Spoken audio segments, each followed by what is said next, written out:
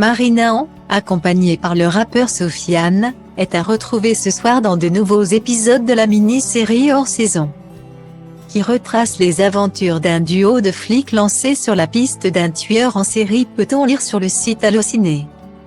Mais outre ses talents d'actrice, elle a connu de belles histoires d'amour avec des célébrités connues de tous, notamment avec l'interprète de Coco Caline Julien Doré, avant de finalement annoncer leur séparation pendant la promotion du film Japlou en mars 2013. Un film sur lequel elle a recroisé la route de Guillaume Canet, avec qui elle avait vécu un amour de jeunesse.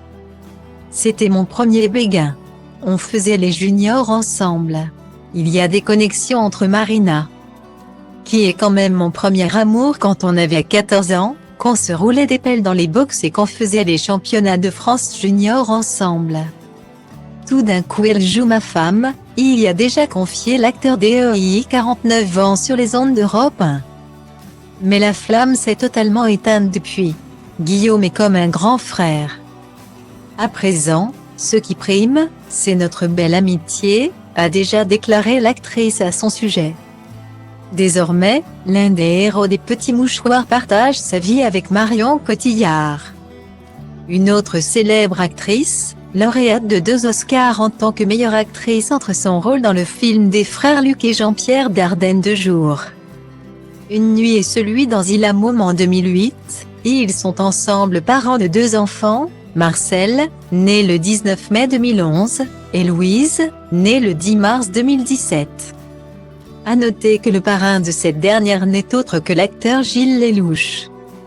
Mais depuis de nombreux mois, c'est l'expression silence radio qui résume le mieux possible leur relation. Il faut remonter à l'année dernière, au mois d'octobre, pour que l'un d'entre eux s'exprime sur leur histoire, en se montrant très franc et pas forcément très positif. Le secret, c'est aussi des périodes très compliquées. Comme on en a vécu beaucoup aussi, et comme dans tous les couples, il s'agit de savoir si on a envie de se battre ou pas. Et c'est pas toujours facile, avait alors déclaré l'acteur sur Canal+.